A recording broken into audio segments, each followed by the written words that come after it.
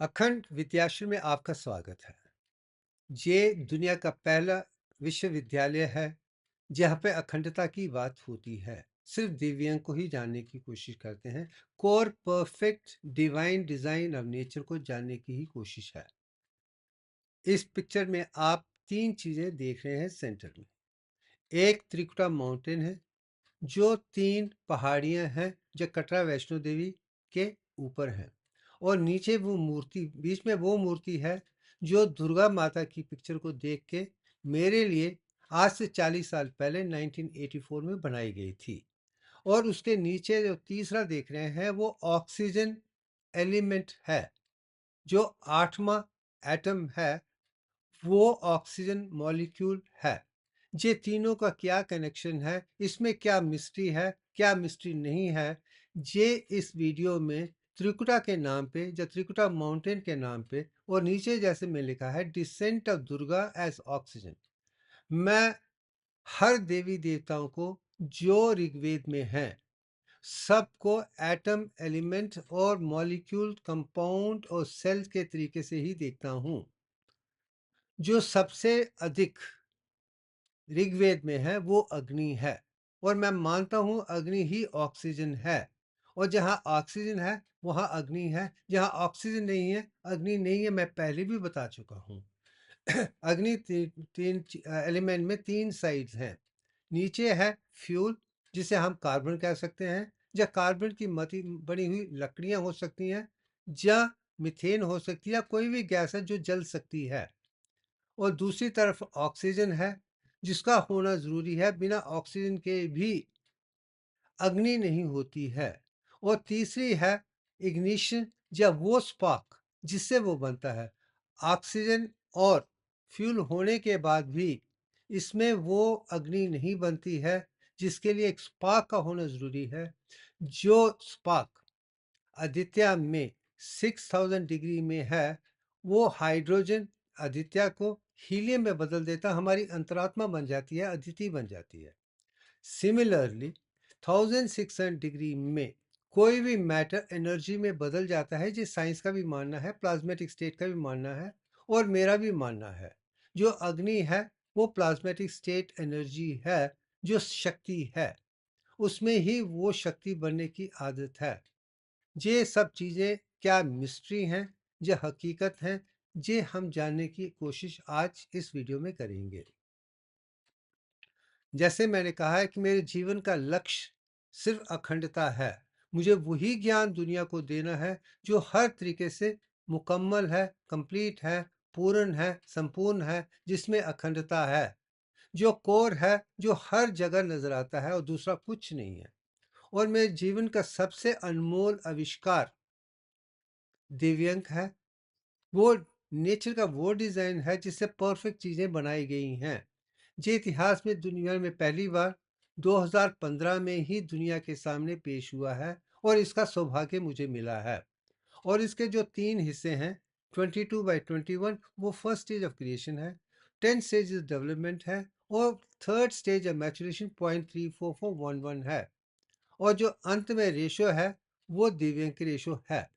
मगर इस ज्ञान को पाने के लिए मुझे 60 साल तक तपस्या करनी पड़ी थी। मेरी अंतरात्मा और कुदरत के बीच में देकर दिखाने की कोशिश की है।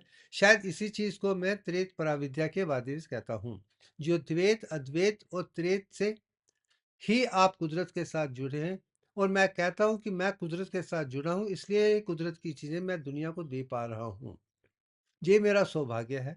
इसी में ही अखंडता है, इसी में ही रोशनी है, इसी में ही शक्ति है। इससे ही हर चीज को जानने की कोशिश हुई है। आप इस चीज को ध्यान में लेते हम आप इस वीडियो को समझने की कोशिश करते हैं। सबसे पहला सवाल जो इस वीडियो के लिए मेरे मन में उभर के आता है, क्या जिंदगी में कोई चीज मिस्ट्री है? क्योंकि पिछले वीडियो में मैंने कैलाश माउंटेन के वो पिक्चरें दुनिया के साथ दिखाने की कोशिश की थी जो सारी दुनिया मिस्ट्री मानती है, जिसे आज तक कोई भी जान नहीं पाया है। और वो सारी मिस्ट्रीज को मैंने दिखाया है।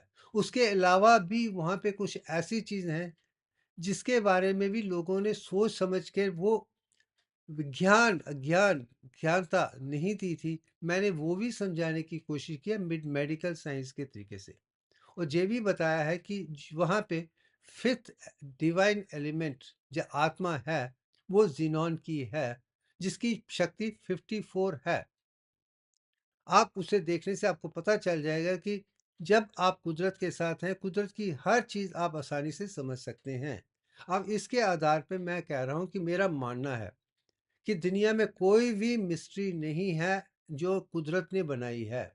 कोई भी ऐसा सवाल नहीं है जिसका जवाब नहीं है। जवाब से ही सवाल निकलते हैं। मगर जो समाज सवाल को समझना और मिस्ट्री को समझना उन्हीं का काम है जो कुदरत के साथ जुड़े हैं। जो कुदरत के साथ नहीं जुड़े हैं, वो कभी भी मिस्ट्री को नहीं समझ पाएंगे। यही एक जीवन का सत्य है।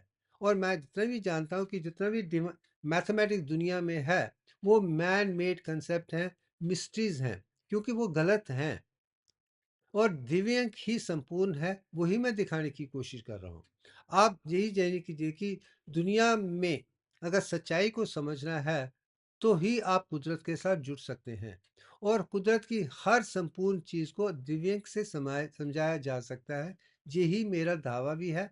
और पूरे दावे के साथ कहता हूँ कि जो कोर वैल्यूज़ हैं, स्टैटिक वैल्यूज़ हैं, संपूर्ण है, जिसमें कुदरत की हर चीज़ खूबसूरत है, चाहे वो ब्रह्मांड है, महाब्रह्मांड हो, सोलर सिस्टम हो या परफेक्ट ह्यूमन बीइंग हो, सारे दिव्यांग के ही आधार पे हैं।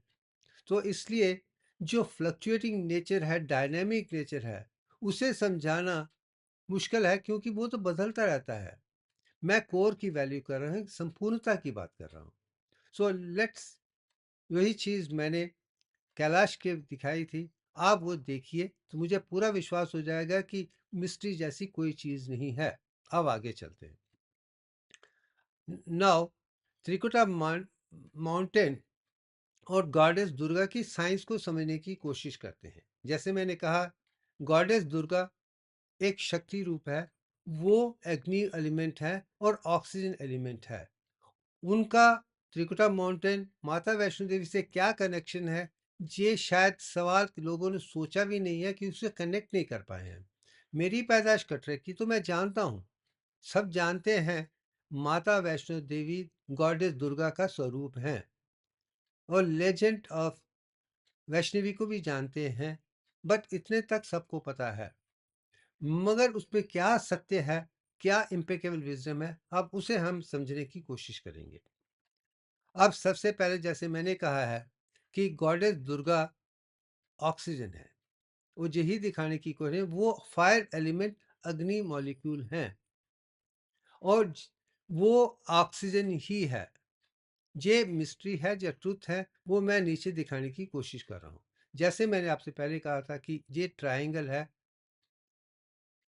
अग्नि की, नीचे फ्यूल है, वो कार्बन है, चाहे कार्बन मीथेन हो या लकड़ियां हो, कुछ भी है जिसमें कार्बन का होना जरूरी है। शायद इसलिए कार्बन को मैं शिव जी के विभूति के साथ जोड़ता हूँ, क्योंकि उनमें वो जो बर्न्ड कार्बन है, जलने के बाद जो कार्बन रह जाता है, वही विभूति शिव जी के माथे पे लगाई जाती है। वो एक है। दूसरा जो ऑक्सीजन है, वो कितना ज़रूरी है मैं पहले भी दिखा चुका हूँ। जैसे एक एक्सपेरिमेंट मैंने स्कूल में किया था कि एक पात्र में हमने कैंडल को जगाया है, ऊपर से एक ग्लास को ऊपर रख दिया था। वो तब तक ही जलता था जब तक उसमें ऑक्सीजन है। जब ऑक्सीजन खत्म हो जाती है, वो जलना बंद हो जाता है। मैं अग्नि की बात कर रहा हूँ, मैं वॉल्केनोज की बात नहीं कर रहा हूँ, मैं उस सृष्टि की बात नहीं कर रहा हूँ जहाँ पे ऑक्सीजन नहीं है। वो मॉल्टन थिंग्स अपने आप में अलग हैं। मैं जगनी की, जैसे आप देख रहे हैं कि पीला है, नीला है, लाल है, जो रंग अग्नि के हैं, मैं उनकी बात कर रहा हूँ। और इग्निशन के लिए भी जितने भी यज्ञ किए जाते हैं, उसमें पैदा करने के लिए लो लकड़ियों को जलाकर हीट करके, जब वो हीट इतनी बढ़ जाती है, उसमें स्पार्क आ जाता है। वही स्पार्क जो तीसरा है, इम्पॉर्टेंट है। वो स्पार्क की शक्ति भी दुर्गा में है, ऑक्सीजन भी दुर्गा में है, और दुर्गा में सारे स्वरूप हैं। मैं यही समझाने की कोशिश कर रहा हूँ कि उसको देवी देवताओं ने हर इम्पॉर्टेंट चीज़ से बनाया है। अगर मैं कहूँ कि इग्निशन जो है हाइड्रोजन है, फ्यूल जो है वो कार्बन है, और ऑक्सीजन सिक्स। ये 3 एलिमेंट जो नेचर के पहले हैं, सबसे ज़्यादा इम्पोर्टेंट है कुदरत को बनाने के लिए। अब आगे चलते हैं। अब आ जाते हैं 3 फंडामेंटल एटम्स। हाइड्रोजन आदित्य है, वो इग्निशन के लिए है। आदित्य के अंदर 6000 डिग्रीज में अदिति बनती है, जो हमारी अंतरात्मा है। जो 1600 डिग्री बाहर है, वो इग्निशन देती है फोटोसिंथेसिस और चीज़ों के लिए। तो हाइड्रोजन आदित्य इग्निशन के साथ जुड़ा हुआ है। कार्बन जो बायोलॉजिकल मैटर के लिए ज़रूरी है, जिसमें एनर्जी का होना बहुत ज़रूरी है। अगर हड्डियाँ हड्डियाँ हों, लकड़ियाँ हों, वृक्षें हों, जो कार्बन है, जो भी है, उससे ही बायोलॉजिकल लाइफ बनती है। उसमें वो भी अग्नि के लिए ज़रूरी है। और ऑक्सीजन का होने, ये 3 चीज़ें मैं दिखा चुका हूँ। तो इसमें गॉडेस दुर्गा अपने आप में ऑक्सीजन है, ये बता रहा हूँ, और ड्वेलिंग जोन हीलियम 4 है। तो आप इसमें हीलियम, हाइड्रोजन, कार्बन और ऑक्सीजन 4 चीज़ों को देख रहे हैं, जो पहले से शुरू हो जाते हैं। 3 बनाए हैं और चौथी अंतरात्मा है। अब आ जाते हैं कि 3 माउंटेन जो ऊपर की पहाड़ियाँ आप देख रही हैं, स्नो के साथ, वो तीनों त्रिकुटा माउंटेन्स हैं, मेरे घर की हैं। ये 3 अपने आप में ब्रह्मा, विष्णु और महेश तीनों को दिखाते हैं। मैं उसे ऐसे तरीके से देखता हूँ, जैसे कि एक पहाड़ी, पहली पहाड़ी है 22/21 ब्रह्मा है, बीच में विष्णु है और थर्ड शिव जी हैं। तीनों ही मिलकर ही अखंडता लाते हैं, और वही तीनों जरूरी हैं, वो अलग गॉड्स नहीं हैं। वो संपूर्णता के 3 इंपॉर्टेंट हिस्से हैं। कोई भी सेल हो जो बनाता है, उसमें फर्स्ट स्टेज ऑफ क्रिएशन से ही बनता है, और 10 स्टेज ऑफ डेवलपमेंट है, जो आरबीसी में देख सकते हैं। अंत में जाके जो शेप कंप्लीट होती है, मैं दिखा चुका हूँ। तीनों ही इसी नंबर से हैं। यही कुदरत की देन है। इसी के आधार पर पूरी सृष्टि की हर खूबसूरत चीज़ को बनाया गया, ये मैं पहले ही बता चुका हूँ। तो ऊपर वाली 3 पहाड़ियों को हम ब्रह्मा, विष्णु, महेश समझते हैं। अब आ जाते हैं केव के अंदर। केव के अंदर आप 3 पिंडियाँ देखते हैं, और 3 पिंडियों में सरस्वती है, लक्ष्मी है और महाकाली है। ये कंसॉर्ट ब्रह्मा, विष्णु, महेश के ही हैं। अगर ऊपर शक्ता है, तो नीचे शक्ति है। यही दोनों एक ही हैं और कुछ नहीं है। यही मैं दिखाने की कोशिश कर रहा हूँ। और मैंने ये भी कहा है कि मैंने बचपन से ही देखा है कि माता वैष्णो देवी गॉडेस दुर्गा का इनकॉर्पोरेट है, और उनका जन्म कन्याकुमारी तमिलनाडु में हुआ था। वहाँ से चलकर जहाँ पे आई हैं, ये कहानी मुझे बचपन में ही सुनाई दी थी। मुझे पूरा विश्वास है ये सत्य था। मैंने कभी उस कहानी को डाउटफुल नहीं समझा है। अब आ जाते हैं कि त्रिकुटा माउंटेन, वही पहाड़ियाँ आप देख रहे हैं, दूर का फीचर है। उसका लैटिट्यूड 30.293 नॉर्थ में है, लॉन्गिट्यूड 74.9913 ईस्ट है, और उसकी हाइट 2474 मीटर्स है। कहीं ना कहीं 7 और 7,500 फीट समुंदर से ऊपर है। तो आप समझते हैं कि ये काफ़ी ऊंची हैं। मगर जो मैंने नीचे लिखा हुआ है कि ये पहाड़ियाँ 3 साइड से बंद हैं। आगे जो साउथ है, राइट जो ईस्ट है, जो पीछे नॉर्थ है, ये तीनों जुड़ी हुई हैं। मगर वेस्ट में नहीं है। वो वेस्ट की नहीं है, ये वैली नहीं है। ये 3 तरह से पहाड़ियाँ हैं, और बीच में वैली की तरह एक चीज़ है। मगर वैली में नॉर्मली चारों तरफ पहाड़ियाँ रहती हैं, बीच में है। मगर जहाँ पे जो वेस्ट साइड है, वो खुली है। वो क्यों खुली है, उसके पीछे क्या मिस्ट्री है, मैं वो भी समझाने की कोशिश करूंगा। अब आ जाते हैं माता वैष्णो देवी की पिक्चर में। आप इसमें आप 8 हाथ देख रहे हैं, और वो 8 हाथ ही ऑक्सीजन के 8 एलिमेंट्स हैं, 8 प्रोटॉन्स हैं, 8 न्यूट्रॉन्स हैं। बस इतने तक ही सीमित कर, बाकी इसको आगे समझने के लिए हम बाद में बात करेंगे। अब ये पिक्चर आज से 40 साल पहले, जब मैंने पहला घर चेन्नई में बनाया था, गोपालापुरम में, उसके लिए एक महाशय मैसूर वालों ने उसी पिक्चर को देखकर ये पिक्चर मेरे लिए बनाई थी, जो मेरे लिए पूजा का पात्र है। और 84 से मैं इसी पूजा इस सोता भी जागता भी इसी मूर्ति को देखकर ही। ये पंचलोक की मूर्ति ही मेरे लिए माता के दर्शन रोज करते हैं। सुबह उठते ही पहले मुझे इनको देख के ही दुर्गा मंत्र बोलना है और सोते वक्त भी देखकर ही सोना है। इनका प्रभाव मुझे, इसलिए मैं इनको इष्ट देवती मानता हूँ। ये यही मेरी माता है। इन्होंने से ही मैंने सब कुछ सीखा है। अब मैं सीधा दिखाना चाहता हूँ, मेरी बात इनसे बारूनी तरीके से नहीं होती है। मेरी इनके अंदर ही अंदर इंट्यूशन है। वो मेरी अंतरात्मा के माध्यम से समझा सकती हैं। अगर जीव शिवभूषण शर्मा एक जीवात्मा है, मेरी अंतरात्मा हीलियम है या अदिति है या कुंडलिनी है, और जो मेरी देवी हैं वो यही हैं, वो अग्नि है। जो इसी के आधार पे मैं समझकर दुनिया को ज्ञान दे रहा हूँ कि जो भी मेरा ज्ञान है कुदरत का देन है। ये किसी भी बनाई हुई उस ज्ञान का हिस्सा नहीं है जो मैंने पढ़ा है। मैंने उसमें गलतियां देखी हैं। वो गलतियां इसलिए कि माता ने मुझे बताया कि सत्य और असत्य के बीच में क्या फर्क है। जो वही बचपन से देखकर यहाँ आते आते मैं दिव्यन को दे पाया हूँ, क्योंकि मेरी जो गुरु है मेरी अंतरात्मा है और मेरी देवी माता वैष्णो देवी है जो दुर्गा है। बस इतने तक ही मैं लेवल तक, उसी को मैं त्रेता फिलॉसफी भी कहता हूँ। शिवभूषण शर्मा जीवात्मा है, वो द्वैत का फिलॉसफी है। अंतरात्मा और जीवात्मा वे के अद्वैत की बताते हैं। जब शिवभूषण शर्मा, अंतरात्मा और गॉडेस दुर्गा तीनों मिल जाते हैं तो त्रेत परा विद्या आती है। यही मैं पहले भी जम्मू यूनिवर्सिटी में भी लेक्चर दे चुका हूँ, जो मेरे कंसेप्ट में बिल्कुल मिला हुआ है। इतने तक सीमित होकर अब आगे चलने की कोशिश करते हैं। आप देखिए, मेरे जीवन का जो परिवर्तन है, अगर मैं पहले 40 साल देखता हूँ, जरा बचपन कटरा में गुजरा है।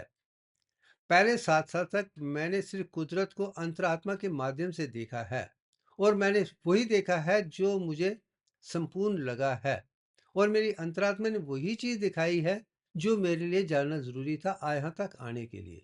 आज मैं सबसे यही कहता हूँ, पहले 7 साल तक ब्रेन को डेवलप होने दीजिए। उस बच्चे को ऐसी कोई चीज मत समझाइए जो कुदरत के खिलाफ है। आज के सारे बच्चों को आप बचपन से ही गलतियां देख के वो जिंदगी में कभी भूल नहीं पाएंगे। जो मेरा पहला लेसन है, 7 साल तक कुछ बच्चों को अपने तरीके से अपनी अंतरात्मा से सीखने की कोशिश कीजिए। नेचर के वो डिजाइन को देखना, पढ़ना, सीखना सिखाइए। वो हमेशा जीनियस रहेंगे। अगर उसे गलतियां हैं, वो गलतियों पे देखना शुरू करके, यही दुनिया में मैंने देख रहा हूँ कि सारा ज्ञान गलत है, क्योंकि जो भी हम पढ़ रहे हैं वो गलत है। और उसे ठीक करने का सौभाग्य जो मुझे मिला, मैं वो दिखाने की कोशिश, मुझे जो 40 साल में मैंने देखा था, मेरी अंतरात्मा के माध्यम से मैं समझ पाया था कि ये गलत है। मगर वो गलत क्या है, इसका अनुभव मुझे पहले 40 साल में नहीं हुआ था। जो पहला अनुभव है 1 जनवरी 1991 में, मैं वो दिखाने की कोशिश कर रहा हूँ। अब आ जाते हैं, ये पिक्चर है सिंप्लीफाइड कुंडलिनी योग। जब महर्षि वेतात्री ने अपना अंगूठा मेरे 2 आईब्रोज में जो लाल मार्क ऊपर है वहां रखा था, और मुझे कहा था कि मैं उस मार्क को देखूं या उनके अंगूठे को देखूं। वो पिक्चर है। और वो दूसरी पिक्चर में आप शिव जी की तरह दिख रहे हैं, वो स्पॉट है जहाँ पे कार्बन है या थर्ड आई है, जिसे कंसंट्रेट करने के लिए मुझे कहा गया था। तो मेरी कंसंट्रेशन त्रिकुटा आइस, शिव जी की थर्ड आई या अग्नि चक्र, और वो त्राटकम के साथ जुड़ा हुआ था, और मैं एफर्टलेसली कर पाया था। 22 मिनट तक था। मगर 22 मिनट के माध्यम से जो मैंने अनुभव किया, मैं अब उसे दिखाने की कोशिश करता हूँ। अब आ जाते हैं कि ऊपर के पेट में मुझे कुछ एनर्जी मूव होती हुई नजर आई थी। अंदर है, पेट के अंदर। आप पेट में अंदर करके वो लेफ्ट साइड चलती है और कूर्मा नाड़ी से उठकर अग्निया चक्र पे आज जो पिक्चर आप देख रहे हैं, ये 1991 का अनुभव है। अब काफी लोग कहते हैं कि उन्होंने मुझे अनुभव दिया है, महर्षि वेतात्री ने। मैं कहता हूँ या उन्होंने अनुभव दिया है, मगर मुझे अफसोस के साथ ये कहना पड़ता है, ये अनुभव वो दूसरे आदमी को नहीं दे पाए हैं। ये परिवर्तन सिर्फ मुझ में ही था, किसी और को वो भी नहीं दे पाए थे। किसी को ये अनुभव नहीं हुआ था। मैं ये भी दिखाने की कोशिश, यही दिखाने की कोशिश है, अगर आप आत्मा के साथ जुड़े हैं, आपकी आत्मा और आप एक ही हैं, और अंदर ही अंदर आपने द्वैत अद्वैत को देखा है, उससे जाना है, पहचाना है, तो ही आप ये अनुभव कर पाएंगे, नहीं तो नहीं होने वाला है। ये पहला स्टेज है, मैं इनिशिएशन से पहले कभी नहीं हुआ था। ये अपने आप में एक मिसाल है, मगर वो मिसाल ने एक नई चीज़ मेरे लिए उभार के लाई थी, जो मेरा सब्जेक्टिव एक्सपीरियंस बन चुका था। अब उसे ऑब्जेक्टिवली देखना एक साइंटिस्ट के लिए ज़रूरी था, क्योंकि मुझे अनुभव हुआ जो किसी को नहीं हुआ है। फिर 2 साल तक मैंने सारी किताबें पढ़ी थी, चक्रास, नाड़ीज़ और कुंडलिनी और तंत्र के साथ। मगर मुझे अफ़सोस के साथ कहना पड़ता है कि 2 साल में जो हज़ारों किताबें मैंने पढ़ी थी, मेरे दोस्त की दी हुई किताबों के आधार पे, कि सारी की सारी किताबें गलत थीं। उन सब में 7 चक्रों का ज़िक्र है, जब मेरा ज़िक्र 10 का है। मगर मैं 7 को गलत नहीं मानता हूँ कि वो ग्रॉस फिज़िकल बॉडी है, एक्सटर्नल है, मगर अंदर तक वो कोई नहीं गए हैं। मैं यही समझा नहीं, तो उनके अनुभव और मेरे अनुभव में फ़र्क था। काफ़ी लोग मुझसे पूछते हैं, क्यों आपकी एनर्जी ऊपर के पेट से शुरू हुई है, मूलाधार चक्र से क्यों नहीं शुरू हुई थी? तो मैं उनसे साफ शब्दों में कहा था कि वो संडे था, मैं ब्रेकफास्ट करके गया हुआ था और कुंडलिनी वहीं पे जाती है जो इम्पोर्टेंट इश्यू है। अब जब मैंने खाना खाया है तो पेट में है, पेट में डाइजेशन हो रही है, तो कुंडलिनी डाइजेशन के लिए समाना प्राणा में ही जाती थी, तो वहाँ पे काम हो रहा है। और जब वहाँ पे काम हो रहा है तो वहाँ से आप कुंडलिनी डिस्चार्ज करके ऊपर लेके आने बदले आप डिसोसिएशन डाल रहे हैं। वो एक ऐसा अनुभव है, उनको तो नीचे पेट में होना चाहिए थे, आप खींच के सर के ऊपर लेके आ गए हैं। तो आपने कहीं न कहीं कुदरत से खिलवाड़ की है। मैं यही समझाने की कोशिश कर रहा हूँ, वो खिलवाड़ है। इसलिए मैं सबसे कहता हूँ कि कुंडलिनी के चक्कर में किसी के पीछे मत पड़ो, क्योंकि कुंडलिनी वही जाती है जहाँ उसकी आवश्यकता है, जहाँ उसकी ज़रूरत है। होम्योस्टेसिस के लिए ही है। उसको कुदरत को अपना काम करने दो, वो जानती है कि आपको क्या करना है, क्या नहीं करना है। और अगर आपको perfect physical health, emotional health, mental health, spiritual health और दुनिया में प्रेम करना है, तो आप कुंडलिनी को काम करने दीजिए। वो जानती है कि उसको कहाँ जाना, कौन सी चीज़ इंपॉर्टेंट है। इसलिए मैं इसी से कहता हूँ कि कुंडलियों के चक्र में कभी मत पड़ो, क्योंकि कुंडली चक्रों पर डिसोसिएशन हो जाएगी। आप दुनिया में शांत नहीं रह सकते हैं। 40 साल तक मैं शांत था, मगर इसके बाद भी मैं शांत था, क्योंकि मुझ में साइंटिफिक है, तो मुझे पता है कि ये क्यों हो रहा है। इसलिए मैं कहता हूँ कि कुंडलिनी के चक्कर में कभी मत मरो, ऐसी कोई प्रतिक्रिया मत करो जिसमें कुंडलिनी डिस्टर्ब होती है। वो प्राणायाम में भी है, मेडिटेशन में भी, जो भी है।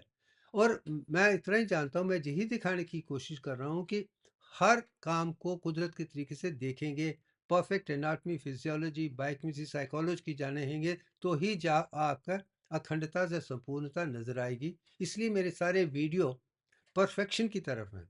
मैं 74 का हूँ, मगर मेरे सारे बायोफिजिकल पैरामीटर 21 के हैं। इसलिए हैं कि मैं कुदरत के साथ वही करता हूँ जो होना चाहिए। जो ज़रूरत है मेरी आत्मा ही मुझे बता देती है। मुझे नमक चाहिए, पानी चाहिए, ये चाहिए, वो चाहिए। जिस दिन आप देखना शुरू कर देंगे तो आपका जिस्म एक फैक्ट्री की तरह बनेगा जो सिर्फ अमृत ही बनाएगा। ये मेरा एक मैसेज है। आप इसके आगे चलते हैं।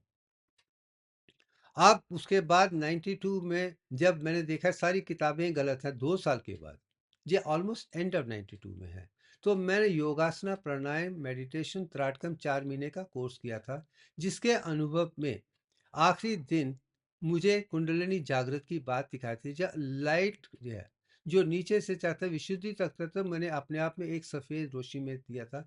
शायद वो मेरा पहला मैथमेटिकल एक्सपीरियंस है, मैंने अपने आप को रोशनी में देखा था। वही शून्य से शुरू हुई थी और स्फेरिकल में बन गई है, सर्कल बन गई है। वो मेरा अनुभव है कि जो मैथमेटिक्स है वो शून्य से शुरू हुआ है। यही ऋग्वेद कहने की कोशिश कर रहे हैं इन 10वें अध्याय में, कि जो शुरुआत है वो ज़ीरो से है, शून्य से, डॉट से सर्कल तक और स्फीयर तक वही है। वो मैंने अनुभव 92 में कर दिया था। इसलिए मुझे मैथमेटिक्स की समझ आती, क्योंकि मैं मैथमेटिक्स कहाँ से शुरू हुआ है उसका अनुभव ज़रूरी था। ये वो ठीक है, मगर मुझे आज भी याद है कि जब मैंने कहा था कि मैं अपने आप को एक वाइट लाइट बैग में देखता हूँ, तो हमारे टीचर कहने लगे, ये दुनिया को मत कहेंगे, लोग कहेंगे तुम पागल हो गए हो। मैं अजीब दास्तान है, मेरा अनुभव है और लोगों के पास। मैं डॉक्टर हूँ शायद, मैथ्स, फिजिक्स, केमिस्ट्री, मेडिसिन पूरे तरीके से संपूर्णता से जानते हैं, तो मुझे पता है कि जो स्किन के सेल्स हैं वो एक्टोडर्म से हैं। नर्वस सिस्टम आइज और एक्टोडर्म में एक ही है, तो देखने की क्षमता स्किन में भी वही है जो आंखों में है, जो नर्वस सिस्टम में है। तो मेरे लिए कोई कंफ्यूजन नहीं था। ये एक जीवन का सत्य, वही मैं दिखाना चाहता हूँ कि सत्य को पूरे जानने की कोशिश कीजिए। असत्य से समझने से कभी समझ नहीं आएगी। ये अनुभव मैंने इस पिक्चर से किया था। अब आते हैं पतंजलि योग से अष्टांग योग की बात कर रहे हैं। 8 स्टेज हैं, यम है, नियम है, योगासन है, प्राणायाम है, प्रत्याहार है, धारणा है, ध्यान है, समाधि है। 8 स्टेजेस हैं।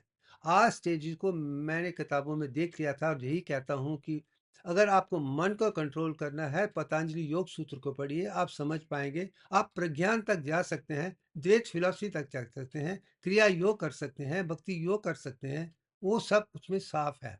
मगर उसके बाद क्या होता है वो पतंजलि योग सूत्र में नहीं है। अष्टांग योग ही है, 10 योग नहीं है। जो 9वां स्टेप है चक्रल योग है, वो कुंडलिनी ने ही मुझे दिया है। 9th स्टेप है, उसका अनुभव मैंने 93 में किया था कि जब मैं सुबह खाली पेट एक्सरसाइज नहाने धोने के बाद पूजा पाठ करना शुरू किया था, तो जब मैंने प्राणायाम मेडिटेशन शुरू की थी, तो मैंने कुंडलिनी का अनुभव मूलाधार चक्र में किया था, जैसे नीचे है। फिर उसके आधार पे ईड़ा पिंगला सुषुम्ना को देखा है, उस एनर्जी को मूव करते हुए नीचे से ऊपर आते हुए अनुभव किया था। वो 9th स्टेज था, चक्रल योग था। सारे 10 चक्रों को मैंने अनुभव किया था। वो 7 नहीं थे, 10 थे। 7 को मैं अगर देखता हूं तो वो वर्टिबल कॉलम या सुषुम्ना नाड़ी और ब्रेन को ही दिखाते हैं। जैसे कि कॉक्सिस है, वो 4 है। लंब सेक्रम है, उसके 2 स्टेज हैं। तीसरा लंबर का है, फोर्थ थोरेसिक का है, उसके बाद गले का, सर्वाइकल का है, और वो फेस की हड्डियां हैं। उसके बाद दिमाग की हड्डियां हैं। वो 7 चीजें 7 चक्रों के बारे में है। वो बाहर का है जिसमें कंसिस्टेंसी नहीं है। यही अनुभव आप प्राणायाम से कर सकते हैं कि कुंडलिनी को आप मूलाधार से सहस्त्रा तक बाहर के रूप से ले जा सकते हैं। ये भी मैं अनुभव कर चुका हूँ। शायद मेरे लिए समझना कि नीचे से ऊपर मैं पहले कैसे ले जाता था, कुंडलिनी वहीं जाएगी जहां विचार जाते हैं। वो अनुभव भी मेरे लिए बड़ा इंपॉर्टेंट था। अब उसके बाद जब आज जाते हैं कि 95 में वो मेडिटेशन अखंड फार्मा के 10वें हिस्से पे आता है, जिसे मैं अंतर्योग कहता हूँ। वो कुंडलिनी को बाहर से निकाल के ब्रह्म नाड़ी को तोड़कर, ब्रह्म ग्रंथि को तोड़कर ब्रह्म नाड़ी और वैकुंठ में कुंडलिनी का जाना और अंदर से ही मुझे पूरा अनुभव होना, वो 95 में था, जिसने मेरा पूरा परिवर्तन कर दिया था। 95 तक मेरा वो अनुभव आ गया था जिसमें मेरी अंतरात्मा ब्रह्म नाड़ी और वैकुंठ में आ गई है। उससे ही दिमाग से 100 बिलियन न्यूरल सेल्स और उनकी जो 20,000 मेमोरी सिनॉप्सिस है, सबको संपूर्ण करके मैं देख सका हूं। हर जगह एक संपूर्णता है। वो अनुभव 93 में था। इसने मेरे को और भी आगे ले गए थे, जिसमें रिसर्च ने वो चीज उभार के लाई थी जो शायद आगे जाने के लिए अनिवार्य थी। अब उसे देखने की कोशिश करते हैं। अब आ जाते हैं कि मैंने 93 में ही पीएचडी रिसर्च के लिए मद्रास यूनिवर्सिटी में अप्लाई किया था। मैं सब्जेक्टिव एक्सपीरियंस हो चुका था।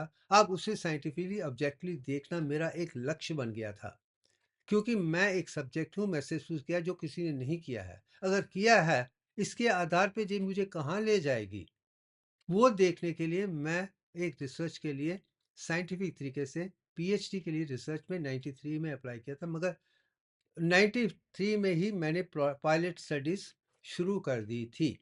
और 93 और 90 के जैसे मैंने पतंजलि योग सूत्र समझ के उसमें चक्रल योग और अंतर योग को अनुभव करने से एक एक करके जो उस लेवल पे आया हूं, अब मैं उन रिजल्ट को आपके सामने दिखाने की कोशिश जो मेरे पीएचडी का रिजल्ट है। अब आ जाते हैं 93 में शुरू करने से जो पहला ईईजी है वो ऊपर देख रहे हैं आप, उसमें अल्फा फ्रीक्वेंसी देख सकते हैं। जब आंखें खोलता हूं तो अल्फ़ा फ्रीक्वेंसी ख़त्म हो जाती है, बीटा आ जाती है। ये नॉर्मल ईजी हर इंसान का दुनिया में ऐसे ही होता है। और जो मैंने साइंस के माध्यम से देखा है, उन्होंने कहा है 10.5 hertz alpha frequency posterior occipital brain में देख सकते हैं, बाकी ब्रेन में नहीं देख सकते हैं। वो भी तब देखते हैं जब आँखें बंद हो और मन शांत हो। अब मन शांत नहीं हो तो भी बीटा हो जाती है। अगर आंखें खोली हैं तो बीटा हो जाती हैं और अल्फा दिमाग में कहीं नजर नहीं आता। ये पहला मेरा अनुभव है साइंस का, जो वही है जो सारे साइंटिस्ट 100 ईयर से दुनिया को दिखाने की कोशिश कर रहे हैं। ये वही मेरा पीएचडी का पहला ईईजी है। मगर 95 में अगर आप देखिए, जब मैं सोच लगता हूँ कि मैं खोलने वाला हूँ, तो पहले साइड में वो मूवमेंट खोलने से पहले आपको नज़र आ रही है, क्योंकि वो कहीं न कहीं ब्रेन के उस हिस्से से है जहाँ पे मैं क्या करने वाला उसके साथ जुड़ा हुआ है। वही एक जीवन का पहला अनुभव है। और दूसरा, जो सेंटर में जब पोस्टीरियर आप देख रहे हैं, जो खोलने के बाद अल्फा दोबारा वापस आ रही है। ये एक ऐसा अनुभव था जो आज तक किसी ने भी दुनिया में नहीं दिखाया था। ये परिवर्तन 95 में आया था। इसने मेरी दिशा और भी बदल दी थी। मगर आप देखें कि पहले में 10.5 हर्ट्ज था, दूसरे में 9 के 9 के बीच में आ गया था। ये परिवर्तन 10.5 हर्ट्ज को 9 तक ले आया था और फ्रीक्वेंसी खोलने के बाद भी थी। ये पहला अनुभव है जो शायद किसी ने नहीं किया था। ये 95 आज से 40-30 साल पहले की बात है। अब आगे जाते हैं तो 98 में मैंने देखा कि 93 से 98 तक हम कन्वेंशनल ईजी देख रहे हैं। उसमें क्वालिटी देखना आसान था, मगर उसकी क्वांटिटी पावर देखना नामुमकिन काम था। फिर कुदरत की देन से या माता वैष्णो देवी के आभार से मेरे एक दोस्त ने, जिन्होंने ईजी पे काम किया था, उन्होंने मेरी मदद की थी ईजी स्पेक्ट्रम में बदलने की। ये पहली स्टडीज हैं जिसमें कन्वेंशनल ईजी को पावर स्पेक्ट्रम एनालिसिस में बदला गया था। और फिलहाल हम कुछ एक ही चैनल को कर पाए थे, तो हमने अलग अलग चैनल को देखने की कोशिश की थी। उसके आधार पे है जो पीएचडी में मैंने दिखाया था कि आप 3 स्टेजेस में दिखाया है: धारणा, ध्यान और समाधि। वो पतंजलि के हिस्से हैं। धारणा वो है जिसमें कोई कंसंट्रेशन नहीं है। ध्यान वो कंसंट्रेशन जिसमें मूलाधार चक्र या नीचे के पेट या पाँव तक सीमित है। वो जो समाधि है वो दिमाग तक सीमित है। ये तीनों में जो परिवर्तन था आप मेरे में देख सकते हैं। आप 9 के बीच में एक सीधी लाइन, येलो लाइन देख रहे हैं, वो समाधि के साथ जुड़ी है। मगर आप जब कंपाउंड सब्जेक्ट है, जो एक्सपर्ट्स हैं, आप उनके ईजी को देखें तो उसमें किसी में भी कंट्रोल नहीं था। ये जीवन का एक सत्य है जो मैं देखिए मैं कर पा रहा हूँ, मगर दूसरे नहीं कर पा रहे हैं। ये परिवर्तन जो मैंने धर्मा, ध्यान और समाधि में देखा था, वो किसी और में नहीं था। उसमें सारे एक जैसे थे। क्या उनकी कंसंट्रेशन नहीं है? या मेरी कंसंट्रेशन बराबर है? और मैं जानता हूँ, जब आप कुंडलिनी के साथ हैं, कुंडलिनी के साथ जुड़े हैं, आप जहाँ भी जाएंगे उसकी कंसंट्रेशन वहीं पे चली जाएगी। वो शायद इस पिक्चर में मैंने 98 में ही देख लिया था। अब आगे चलते हैं। तो हमने जब पावर स्पेक्ट्रम एनालिसिस किया था, तो उसमें क्लोज आइसिस का आप देखिए कि दोनों में एक ही जैसा पैटर्न था। धारणा, ध्यान, समाधि में दोनों में आंखें बंद करके अल्फा हाई है, बीटा कम है। वो दोनों में मुझ में कंट्रोल में फर्क इतना है कि मुझ में 2.5 टाइम्स मोर पावर है दूसरे लोगों से जो मेरी ही हम उम्र के थे। ये एक पहला सत्य है कि मेरे में एनर्जी 2.5 टाइम्स मोर है, बाकी वालों से ज़्यादा है। शायद वो कुंडलिनी का वरदान है। शायद इसलिए कहते हैं कि कुंडलिनी कहीं न कहीं टेस्टोस्टेरोन लेवल को, इंटेलिजेंस को तेजस में बदल, एस्ट्रोजन में बदल देती है। तो उसमें एनर्जी जो ब्रेन में आती है वो संपूर्ण हो जाती है, अखंडता आ जाती है। वो चीज़ मैंने इसमें देखी थी 2000 में ही। अब जब आगे आते हैं तो जब आंखें खोली, वो आंखें बंद करने से था। जब मैंने आंखें खोली तो मुझ में आप देख सकते हैं कि पावर बहुत हाई है, मगर उसमें अल्फा फ्रीक्वेंसी मेंटेन है। मगर आप दूसरे सब्जेक्ट में बीटा देख रहे हैं, अल्फ़ा नहीं देख रहे हैं। वो दुनिया के वही ईजी दिखा रहे हैं जो सारे के सारे लोग करते हैं। मगर अल्फ़ा को लाना और बीटा को कम रखना आँखें खोलने के बाद शायद ये पहला मेरा अनुभव है, जो मैंने दुनिया को दिखाया था। मगर पहले मैंने ऑब्जेक्टिवली कन्वेंशनल ईजी में देखा था। अब पावर स्पेक्ट्रम में उसकी पावर देख पा रहा हूँ। फ़र्क इतना है कि पावर स्पेक्ट्रम लाने से मैं कुंडलिनी की शक्ति वो रूप देख रहा है जो शायद किसी ने नहीं देखा था। इसलिए मैं आज भी कहता हूँ कि जब तक कि पावर स्पेक्ट्रम एनालिसिस आप ईजी का नहीं करेंगे और मैटलैब के माध्यम से टेस्ट नहीं देखेंगे, तो आप कुंडलिनी को नहीं जान पाएंगे। ये मेरा योगदान है दुनिया को। अब आगे चलते हैं। और इसी चीज़ को मेरे गुरु, मेरे गाइड प्रोफेसर ए नवाचार्य ने दुनिया को दिखाया है कि मैंने ये कैसे शुरू किया था और कैसे इसको संपूर्णता तक लेके आ पाया हूँ। वो चीज़ अपने आप में एक संपूर्णता, वो उन्होंने टेस्टिमोनियल दिखाया। उन्होंने साफ कहा है कि इसमें सिर्फ सारा काम मेरा सच्चाई ईमानदारी से है और ये पहला है और इसमें वो परिवर्तन है जो आज तक किसी ने नहीं किया है। उन्होंने, जो मुझे 40 साल से जानते हैं, उन्होंने मुझे medical college, Madras medical college में न्यूरो साइंस पढ़ाई थी और जे न्यूरो साइंस का काम भी वही कहा कि वो अपने आप में महान न्यूरो साइंटिस्ट हैं, ग्रेटेस्ट में हाईली रिकमेंडेड है। तो जब वही कहते हैं कि ये मेरा ही काम है, संपूर्ण है, तो मुझे लगता है कि ये दुनिया को जानना ज़रूरी है कि ये ओरिजिनल काम है, सत्य पे स्टेप बाय स्टेप दिखाया गया है। अब आते हैं, अब 95 में एक नया परिवर्तन आ गया था। जब मैंने देखा कि मैं वो कर पा रहा हूँ जो आज तक दुनिया में कोई नहीं कर पाया है, उसके बाद मेरी अंतरात्मा की आवाज़ अंदर से निकल के आई थी, उस जवाब पे आप वो देखने की कोशिश करते हैं। अब 95 में एक सवाल मेरे मन में आया था, ए माता वैष्णो देवी, वो मेरी देवी हैं, उनकी मूर्ति घर में है, रोज पूजा उसी में होती है, उसी में पाठ करता हूँ, सब कुछ करता हूँ और एक ब्राह्मण की तरह ब्राह्मण बनने की कोशिश कर रहा हूँ।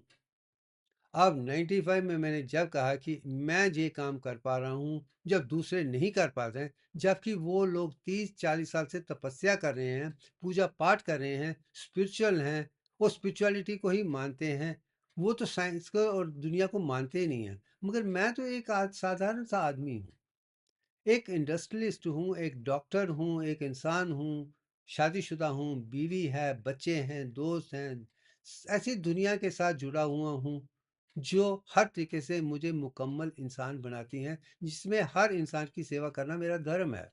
मैं तो एक अच्छा इंसान हूँ, उससे ज़्यादा कुछ नहीं हूँ, मगर मैं वो काम कर पा रहा हूँ जो तपस्वी नहीं कर पा रहे हैं। ऐसा क्यों?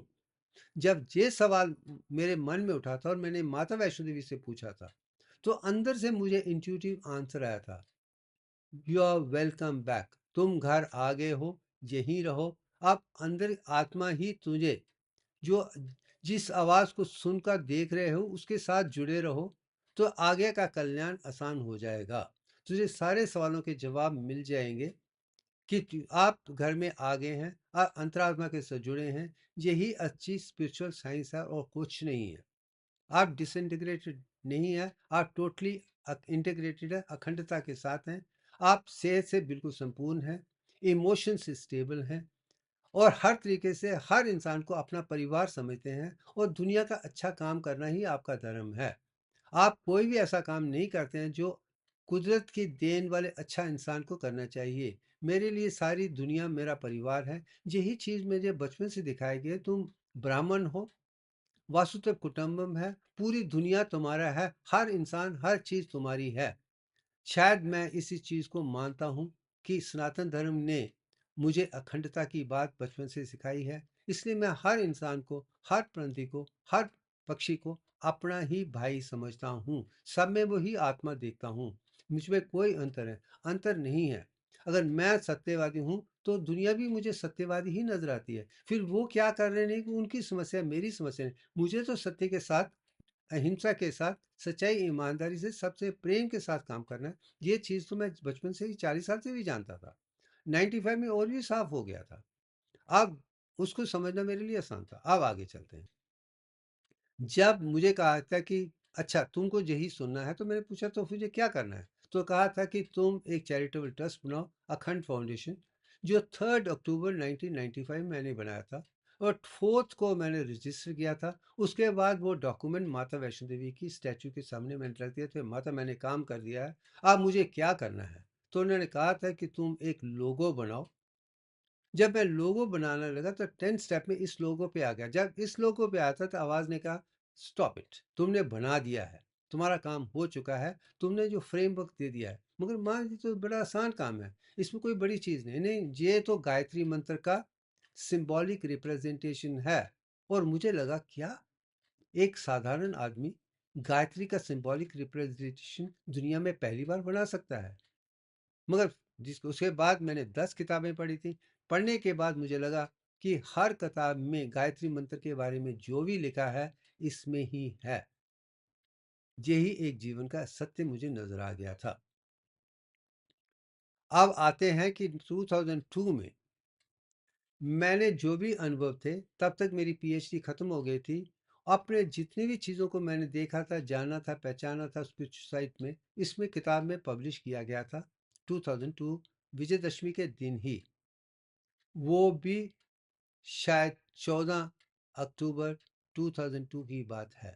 और जिसकी पहली किताब मैंने अपने हाथों से माता वैष्णो देवी के चरणों में रखी थी, माँ के दी थी कि ये पहली किताब आपकी है, आपका वरदान है आपके लिए। इसके लिए मैं माता वैष्णो देवी 2002 में गया था।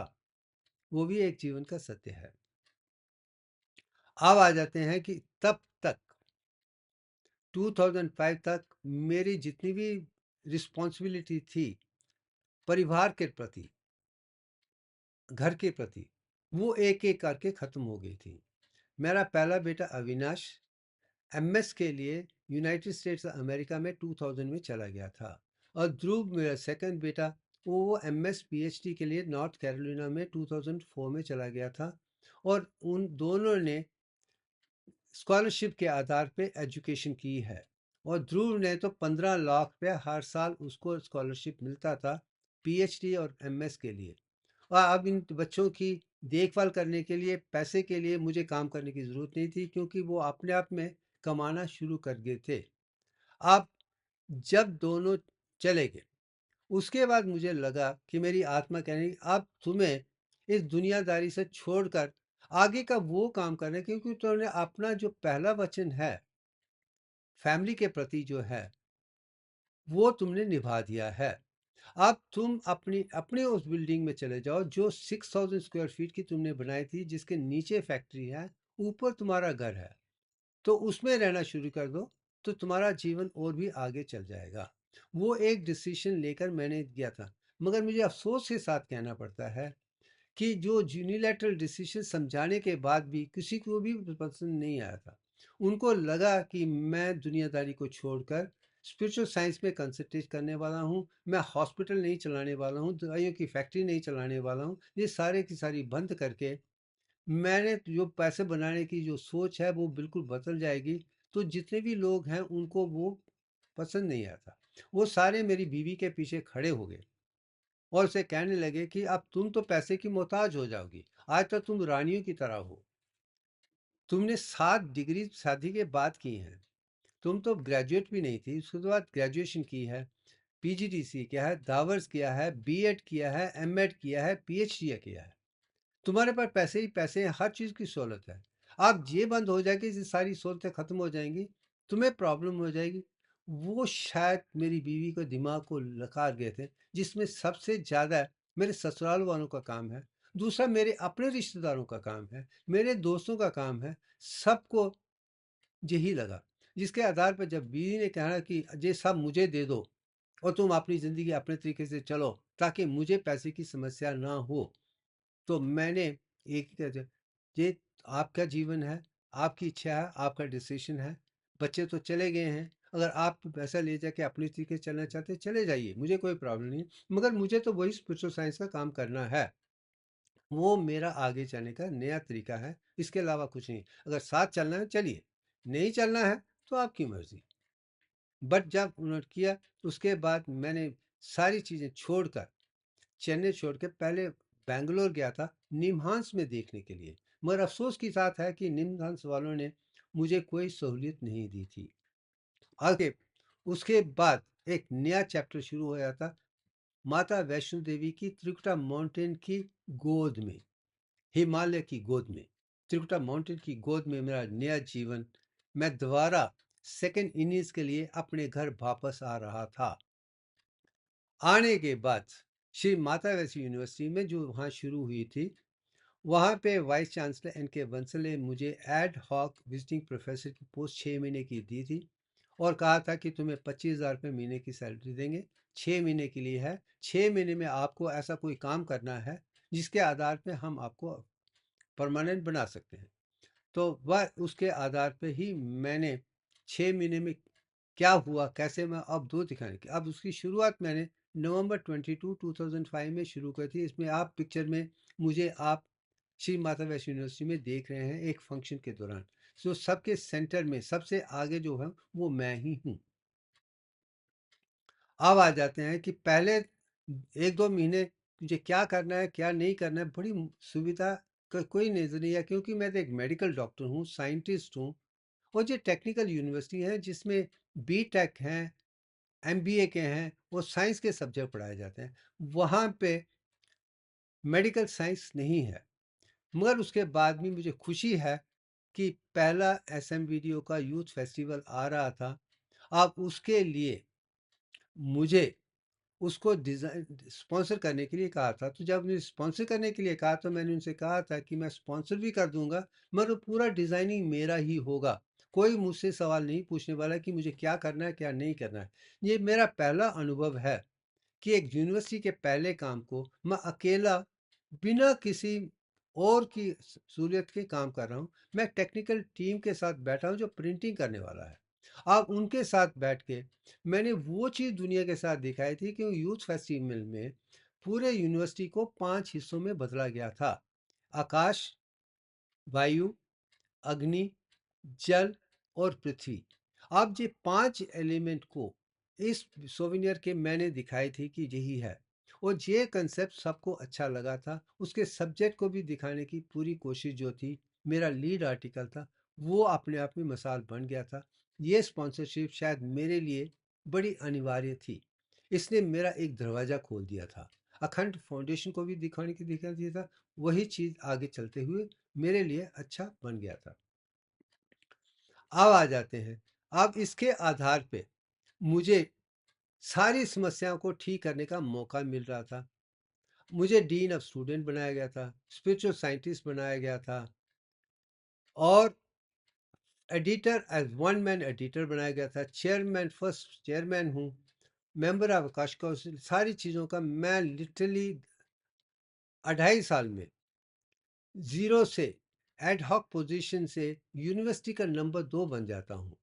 मेरी शक्तियाँ, मेरी पावर, पोटेंशियल्स वाइस चांसलर के बाद सेकंड दे ही थी और मेरा जो भी काम था मेरे और वाइस चांसलर के बीच में हो रहा था, बाकी कोई भी इंसान बीच में नहीं था। ये चीज़ भी इस एनुअल रिपोर्ट में है, ये अपने आप में मिसाल है। मगर ये पिक्चर मैं इसलिए दिखा रहा हूँ कि ये जो लोगो आप देख रहे हैं लेफ्ट साइड में, विज्ञान ब्रह्म है। JNID national institute of designing Ahmedabad ने बनाया था। उन्होंने 2 लाख रुपए लेके ये सिंबल बनाया था। जब मैंने देखा तो मुझे लगा कि इसमें कुछ खास नज़र नहीं आता है। एक सिंबल है, मगर किसी को समझ नहीं आएगी कि सिंबल में है क्या। आपने नीचे ब्रह्म ज्ञान लिख दिया है, मगर जो भी पिक्चर है उसके अंदर क्या है वो नज़र नहीं आता था। तो इसके लिए ये बनाते हुए मैंने उसको एक सिंबॉलिक रिप्रेजेंटेशन में देखा, जो आप पिक्चर में देख रहे हैं मेरा डिज़ाइन है। मुझे खुशी है कि जम्मू की जो टीम है या हमारी जो टेक्निकल टीम थी, वो मुझे समझकर ये बनाने के लिए काम हुआ था। ये इसमें मैंने अखंड पिक्चर में 2002 में जो बनाया था वो बाहर का हिस्सा है और बीच में ब्रह्मा विष्णु महेश त्रिकुटी नजर आती हैं। उसके बाद ये सिंबल नजर आता है, ऊपर यूनिवर्सिटी का नाम है। सब कुछ बदल के मैंने दिया था, वो आज वहाँ का सिंबल भी बन चुका है। अब उसके आधार पे जब मैंने बनाया था तो सारे लोगों को पसंद आया था और मुझे खुशी है कि वो जो एडिटोरियल काम मैंने माता यूनिवर्सिटी के लिए एनुअल रिपोर्ट से किया था, सारी आर्काइव वहीं से शुरू होती हैं। वो आज भी सबका आधार है, सबसे बढ़िया आज भी माना जाता है। ये मेरा सौभाग्य था। ये और बाकी चीज़ें अपने आप में आसान। मगर आगे चलते हैं। आप इस पिक्चर जो आप लास्ट में देखते हैं, इसकी अनुमति जो बनाना जो शुरुआत थी, वो कहीं न कहीं श्री माता वैष्णो यूनिवर्सिटी में ही शुरू हुई थी। मगर फ़र्क इतना है कि जो सेंटर का पोर्शन है, मैंने बाद में चेन्नई में आके उसको इम्प्रोवाइज़ किया था। मगर यही पिक्चर मैंने साथ में वहाँ पे भी अपनी 2 किताबों में पेश की थी, जिसका नाम लिविंग डिवाइन मदर है और साथ में माता वैष्णो देवी है। ये पिक्चर वहीं पे भी शुरुआत हो चुकी थी। मगर फर्स्ट फाइनल इम्प्रोवाइजेशन वो चेन्नई में मैंने तब की थी जब मेरी अगली किताब दिव्यंक और अखंड सूत्र बनी थी। ये सबसे बड़ा अनमोल मेरे लिए वरदान माता वैष्णो देवी के चरणों में बैठकर ये हुआ है। अब आते हैं, अब सबसे बड़ी खूबी जब अब शुरू होती है कि जब क्या है कि 2007 में मुझे श्री माता यूनिवर्सिटी वालों ने श्री माता वैष्णो श्राइन बोर्ड के लिए एक कंसल्टेंट तरीके से मुझे भेजा था कटरा में। और जब मैं मीटिंग में जो वाइस चेयरमैन है, क्योंकि वहाँ के जो श्री माता वैष्णो के चेयरमैन हैं वो गवर्नर हैं, उसके बाद जो एडमिनिस्ट्रेशन का काम था, चीफ एग्जीक्यूटिव ऑफिसर हैं, चीफ एडमिनिस्ट्रेटिव ऑफिसर हैं, वो आईएएस ऑफिसर द्विवेदी जी थे। और द्विवेदी जी के माध्यम में बैठ के जो डिस्कशन मेरी श्री माता वैष्णो के श्राइन बोर्ड के साथ साइंस स्पिरिचुअलिटी स्कूल शुरू करने के लिए हुई थी, वो अपने आप में मिसाल थी। जब मिसाल में बातें करते करते क्या करना चाहिए क्या नहीं करना चाहिए जो डिस्कशन हो रही थी, उसी के माध्यम से मैंने द्विवेदी जी से कहा था कि अगर आप मुझे परमिशन दें तो मैं माता वैष्णो देवी जाकर मैं पिंडियों के नीचे क्या है जो मैंने बचपन से सुना है, देखा है, जाना है, पहचाना है, मैं वो देखने की कोशिश करके दुनिया को दिखाना चाहूँगा, ये जो इसका रहस्य क्या है। और मुझे बड़ी खुशी के साथ कहना पड़ता है कि द्विवेदी जी ने मुझे परमिशन दी थी कि आप जाइए और आधे पौने घंटे के लिए दरबार की जितनी भी प्रतिक्रियाएं सारी बंद कर दी जाएंगी। आप आराम से वहाँ पे क्या है वो देखिए, जानिए, पहचानिए। अब जब मैंने वहाँ जाके देखा कि माता वैष्णो की पिंडियाँ जो आप थिएटर साइड के हैं, उसके अंदर एक गुफा की तरह है। जब गुफा को मैंने देखा तो वहाँ पानी भी आ रहा है। साथ में जो स्टैचू है, वो पत्थरों का 5.5 फीट का था। अब वो पिक्चर देख के मुझे दत्तात्रेय जी की पिक्चर आई कि दोनों एक ही हैं। अगर शिव शक्ता हैं तो दत्तात्रेय हैं, अगर शक्ति हैं तो वो वैष्णो देवी हैं जो दुर्गा हैं। ये दोनों एक ही हैं, एक शक्ता है, दूसरी शक्ति है। तो जिसलिए वो चीज़ों को देखने में मुझे लगा कि वाह! अब उसके आधार पे किताबों पे लिखना मेरे लिए एक आसान बना, क्योंकि ये चीज़ मैं देख चुका हूँ और दिखा चुका हूँ। उन किताबों में 2008 में मैंने दिखा दी थी। ये एक परिवर्तन था जो मुझे और मेरी माता को साथ में लेके आ गया था और दुनिया को वो ज्ञान दिया था जो मिस्ट्री किसी को पता भी नहीं है, वो दिखाने का मौका मिल गया था। अब आ चलते हैं। अब कहानी एक नया टर्न लेने वाली है। ये दिखाने की कोशिश कर रहा हूँ कि दुर्गा की क्रिएशन क्यों हुई थी। मगर उससे पहले ये दिखाना चाहूँ कि जब महिषासुर को खत्म करने के लिए जो उनको बनाया गया था, वो कौन थे? वहाँ पे 2 भाई थे, शायद त्रिकुटा माउंटेन के पास हो या पहाड़ियों में, मैं उस विषय में नहीं जाना, वो कहानी है। मगर कहानी में यह है कि रंबा और करम्बा 2 भाई हैं। करम्बा जी पानी में तपस्या करते हैं और वहाँ पे इंद्र उनको क्रोकोडाइल की तरफ से उनको ख़त्म कर देते हैं। बट रंबा जब उनको बुरा लगता है कि ये कुदरत किसी न किसी तरीके उनको ख़त्म कर दिया है, मैं वो फिलॉसफी की तरफ नहीं जाना था। तो रंबा ने फिर पंच अग्नि पे तपस्या की थी। अब मुझे बदला लेना है कि मैं ऐसा बच्चा मुझे बच्चा चाहिए जो कोई भी ना कोई इंसान मार ना सके और वो तीनों भूलोक, अंतरिक्ष और हेवन तीनों लोगों पे काबू कर सके, तीनों को कंट्रोल कर सके और दुनिया की कोई भी ताकत उसको ख़त्म ना कर सके। मेरा कहने का मतलब कोई भी इंसान देवता उसे ख़त्म नहीं कर सकता है। ये वरदान उन्होंने अग्नि से पूछा था और अग्नि ने कहा तथास्तु। और उसके आधार पे जब महिषासुर पैदा हुआ था, वो बफलो और रंबा के बच्चे हैं। इसलिए वो कहीं न कहीं बफेलो की बर्ड में एक राक्षस हैं। अब मैं उन रिश्तों को समझाने की कोशिश नहीं करूँगा कि वो मेरा धर्म नहीं है।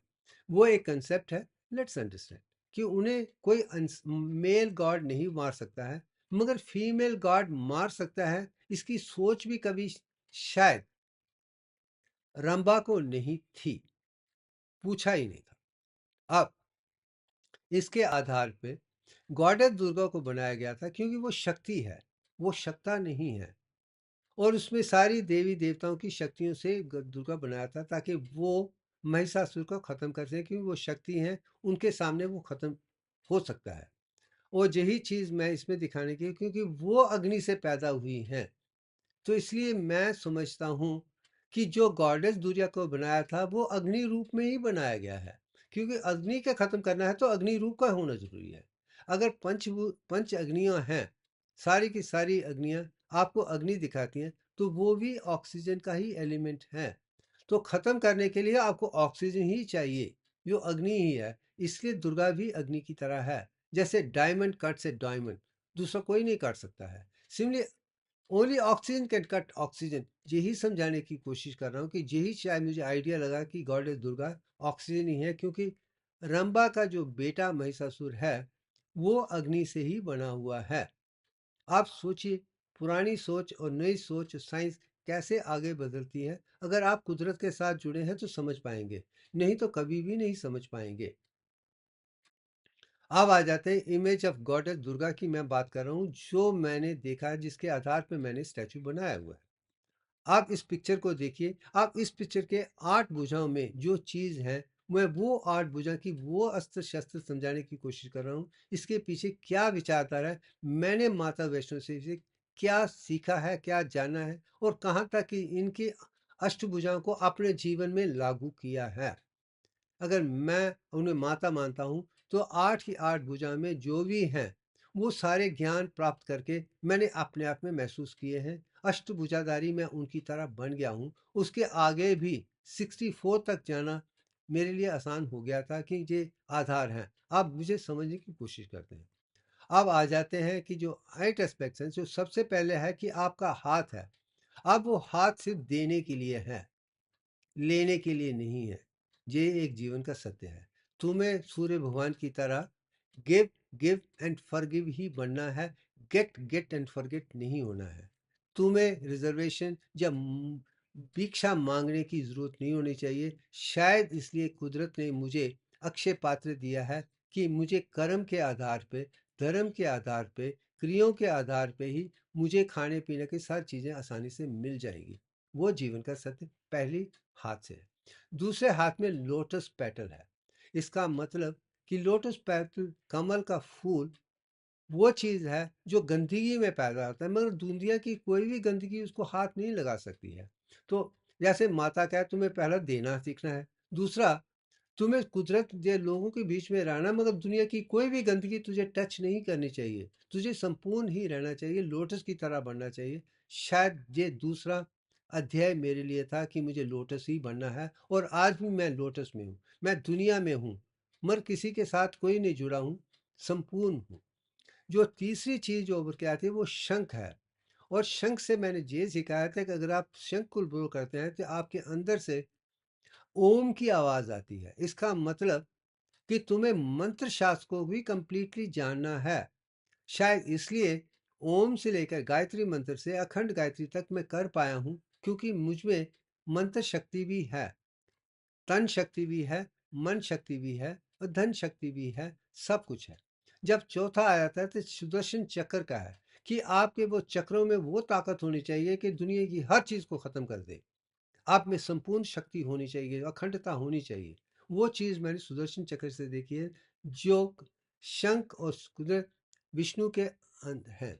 जो लोटस है वो ब्रह्मा जी का प्रतीक है। और उसके बाद त्रिशूल आ जाती है तो वो शिव जी का प्रतीक है। उसमें 3 इसलिए हैं कि दुनिया की हर गंदगी को तुम्हें ख़त्म करना है।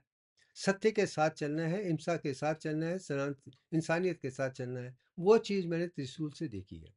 और अगला हिस्सा है वो बो एंड एरो है, धनुष बाण और बाण है।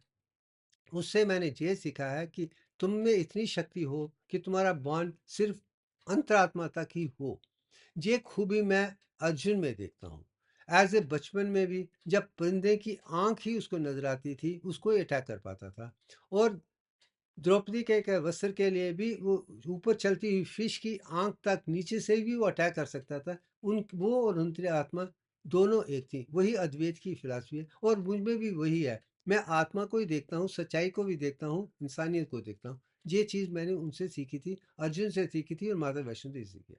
और जब आ जाती है स्वॉर्ड की बात, तलवार, कि दुनिया की हर चीज़ को तुमको सत्य में बदलना है, नेति नेति करके आपको वहां तक पहुंचना है। सत्य को पहुंचने के लिए सारी गलतियों को निकाल कर पहुंचना, तर्क वितर्क करके वहां तक पहुंचना है। ये विचारधारा मुझे उस पिक्चर में नजर आई थी। तो मैं ज्ञान के योग में सावित्री के माध्यम से यही जानने की कि मुझे क्या जानना है क्या नहीं जानना है, ये हमारे माता वैष्णो देवी की पिक्चर या अपनी दुर्गा स्टैचू जब माता दुर्गा की चीज देखा है।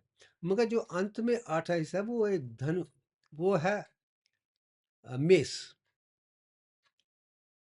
जैसे क्या कहते हैं ना कि हनुमान जी का गधा है, उसमें वो शक्ति है जो ब्रह्मचर्य का प्रतीक है।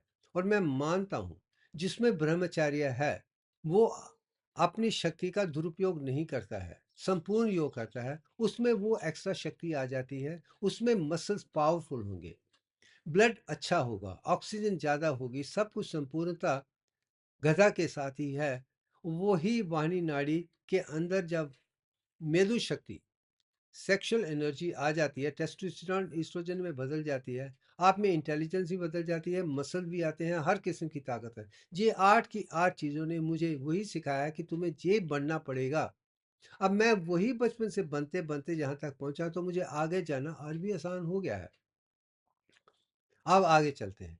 आप देखिए कि जिस पिक्चर में मैंने दुर्गा के 14 हाथ हैं, इसमें मतलब ये अग्नि ही है, इसमें 21 पार्ट नहीं है, जिसमें 7 भूमि के हैं, 7 अंतरिक्ष के हैं। ये बताने के लिए इनकी इनकी जो मौजूदगी है वो भूमि और अंतरिक्ष तक ही है। इसका मतलब जो ऑक्सीजन तक ही है, उसके आगे नहीं है। जो से 8 भुजें हैं, इसमें 14 बन गई हैं। जो 7 प्लस 7 अंतरिक्ष और भूमि तक ही है, वो अग्नि का स्वरूप इसमें नजर आता है। ये भी मैं आसानी से समझ पाया हूँ। अब आगे चलते हैं। आप जिस पिक्चर में आप देखिए कि वही माता वैष्णो देवी जब दुर्गा वो महिषासुर को खत्म कर रही हैं, 10th डे ऑफ विजयदशमी, वो दिन जब माता उनको खत्म करती हैं, वो दृश्य आप देख रहे हैं। और वो दृश्य कैसे काट के वो गिर जाते हैं, अक्षर बन जाते हैं, कैसे तर्क वितर्क करके बाकी राक्षस भी, जिसमें चंडा मुंडा रक्तबीज सबकी कहानियां उसमें हैं। मैं उस विषय पे नहीं जाना चाहता हूँ। मैं सिर्फ महिषासुर को कैसे खत्म किया था उन्होंने शक्ति के कारण, बस यही दिखाने की कोशिश कर रहा हूँ। और उन्होंने स्वॉर्ड के साथ कैसे उनको काटा है, इतने तक ही सीमित रखते हैं। अब आगे चलते हैं। अब जब विजयदशमी के दिन पूरा खत्म हो गया था, अब सवाल यह है कि माता वैष्णो देवी अब क्या करें। मैं उस कहानी में भगवत गीता में क्या दिखाया है, मैं उस विषय में नहीं जाना चाहता हूँ। मैं सीधा आ जाता हूँ कि माता वैष्णो देवी ने उसके बाद क्या किया था। उन्होंने जब महिषासुर को मारने के बाद, सारी शक्तियों को खत्म करने के बाद, उन्होंने कहा कि मैं अब जो जिस्म मैंने लिया है, मैं इसे खत्म करके भूमि पे वापस आ रही हूँ, अंतरिक्ष से भूमि की तरफ आ रही हूँ। जब ऑक्सीजन है तो उन्होंने अपने आप में ऑक्सीजन मॉलिक्यूल में बना दिया था, कन्वर्ट करके नीचे आ गई थी। वो ऑक्सीजन ऊपर से नीचे अग्निभूता की तरफ से त्रिकुटा माउंटेन पे आई थी। मैं यही कहने की कोशिश करूं, वो अग्नि थी, अग्नि बन के आई हैं और अग्नि का प्रभाव आप वहां पे देख सकते हैं। और यही सवाल मैंने नीचे लिखा है, क्या ये डिसेंट जो है अग्नि फॉर्म में है, अग्निभूता की फॉर्म में है, क्या वो चीज़ वहां पे नजर आती है। मैं यस, आती है। आप वो समझने की कोशिश करेंगे। आप देख लीजिए, मैंने शुरू में भी कहा था कि गूगल के आधार पे भी वो पहाड़ी 21 माउंटेन्स हैं, तीनों तरफ से हैं। आगे है त्रिकुटा माउंटेन है, राइट साइड में बंद है और पीछे है और वेस्ट में ओपन है। ये पिक्चर मैंने बचपन से देखी है क्योंकि मैं वहाँ बचपन से जाता रहा हूँ, वो तो मेरे घर की तरह है। अब इस पिक्चर में ये पिक्चर जब मैंने कल के लिए बनाई थी तो मुझे इसके अलावा संपूर्ण पिक्चर नज़र नहीं आई थी। मगर मैं मानता हूँ कि मैं तो एक माध्यम हूँ। जब हिंदी की बात आई तो माता वैष्णो देवी ने कल मुझे वो पिक्चर दिखाई थी जो मैं अब आपको दिखाने वाला हूँ। अब ये पिक्चर मुझे इंटरनेट के एक वीडियो में नज़र आई थी जिसमें आप आसानी से देख सकते हैं कि ये पहाड़ियाँ जो बैक है वो फ्रंट पोर्शन है, जो ईस्ट में है ब्लॉक है और फ्रंट है। और माता वैष्णो देवी की जो रोशनी आप देख रहे हैं रेड मार्क है, वो वैष्णो देवी का टेम्पल है और यहीं से ही वो नीचे आके ऊपर आई हुई हैं। बस यही है। जो त्रिकुटा की माउंटेन है वो उसी वक्त की है, कैसे है उस विषय में हम नहीं जाएंगे, मगर ये दिखाने की कोशिश कर रहा हूँ कि जो फ्रंट माउंटेन्स है, लेफ्ट ईस्ट माउंटेन है, जब बैक की माउंटेन है, वो 21 माउंटेन्स हैं और उसके बीच में ही वो ऊपर से नीचे आके एक प्रतिक्रिया की तरह, एक स्ट्रीम की तरह वहां से शुरू होती है, जहां से शुरू हो रही है आगे चलती जाएगी। ये स्ट्रीम जो बनी है वो किसी वॉल्केनो का हिस्सा नहीं है। मैं यही दिखाने की कोशिश कर रहा हूँ कि वॉल्केनोज में आप हीलियम को देखते हैं जो आप कैलाश पर्वत में देख रहे हैं, मगर जहाँ पे कैलाश पर्वत वाली चीज़ नहीं है। ये सिर्फ अग्नि से सिर्फ जला के डाला गया है और पत्थरों और दूसरों से है और कुछ नहीं है। मगर वो स्ट्रीम कैसे आगे चलती है मैं वो दिखाने की कोशिश करूँगा, जो शायद किसी ने आज तक नोट भी नहीं किया है। मगर मैंने अपनी किताबों में इसका वर्णन तभी किया कि माता वैष्णो ने मुझे दिखा दिया था कि यही चीज़ दुनिया को तुम्हें दिखानी है। अब ये पिक्चर वही है, आप इसमें आप देख सकते हैं कि लेफ्ट साइड में पहाड़ है, पीछे पहाड़ है राइट में, मगर जो आगे का हिस्सा है वो खाली है। वो वहाँ से शक्ति इस तरीके से वेस्टर्न रोड की तरफ जा रही है। जो बिल्डिंग आप देख रहे हैं वो माता वैष्णो श्राइन बोर्ड का हिस्सा ही है। कटरा माता वैष्णो देवी टेम्पल के पास ही है। ये अपने आप में एक संपूर्ण देखा था, उसमें तीसरी साइड है, ये चौथी साइड मैं दिखाने की कोशिश कर रहा हूँ। अब आ जाते हैं, इसको हम गूगल मैप से समझने की कोशिश करते हैं। ये जो पिक्चर है वो जम्मू एंड कश्मीर की टोटल पिक्चर है जो ऊपर से निकल, ये इतनी प्रिसाइज है, इसमें आप देख रहे हैं मगर इतना साफ सफर नहीं आता, तो इसको हम छोटे वाले नीचे वाले पोर्शन को एनलार्ज करके दिखाने की कोशिश करते हैं। अब मैंने इस पिक्चर में देखिए तो आप देख सकते हैं कि लेफ्ट साइड मैंने त्रिकुटा माउंटेन दिखाई है, रियासी है जो एक अपने आप में सिटी है, कटरा है, जम्मू है, तीन हिस्सों के बीच में आप एक पिंक कलर का स्ट्रीम देख रहे हैं।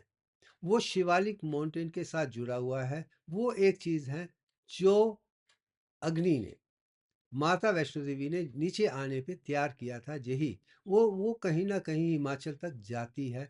ये चीज़ है। अब इस चीज़ को और भी अच्छे से समझने के लिए एक और पिक्चर मैं आपको दिखाता हूँ। अब इस पिक्चर में आप देख सकते हैं, रियासी को देख रहे हैं, मुथल को देख रहे हैं, कटरा को देख रहे हैं, जम्मू को देख रहे हैं। बीच में जो ग्रीन स्ट्रेच है वो स्ट्रीम है जिसका मैं वर्णन कर रहा हूँ। ये किसी